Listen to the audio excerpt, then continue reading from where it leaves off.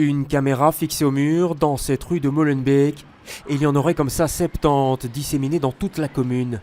Mais depuis quelques jours, ces caméras communales ne suffisent plus. Le ministère de l'Intérieur vient d'en ajouter des supplémentaires, de façon discrète, vous ne les verrez d'ailleurs pas sur ces images. Principalement visés, les ASBL, centres de sport ou culturels non reconnus. Parfois, c'est un rez-de-chaussée qui accueille ces jeunes. Vous avez une personne qui va faire du prosélytisme, mais ce n'est pas dans des lieux officiels que ça se fait. Au contraire, ça se fait de manière diluée. Adossés à la maison communale, les bureaux de la cellule radicalisation de la zone de police nord-ouest. La semaine prochaine, les policiers doivent rencontrer tous les directeurs des services communaux, histoire d'attirer leur attention sur certains mouvements suspects.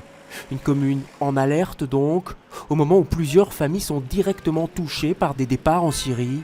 On en compterait une dizaine et parfois des très jeunes, de 17 à 25 ans. Il y a 2 familles qui se sont fait connaître par rapport au départ de leurs enfants et évidemment qui sont dans une angoisse extrême par rapport à leur situation.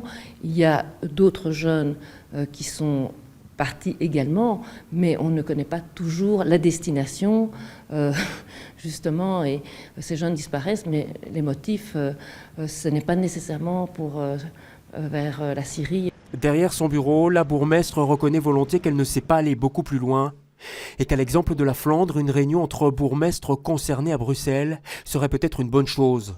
Reste aussi la task force initiée par Joël Milquet et qui distille comme elle peut les infos venues de Syrie, mais elles sont pour l'instant bien maigres.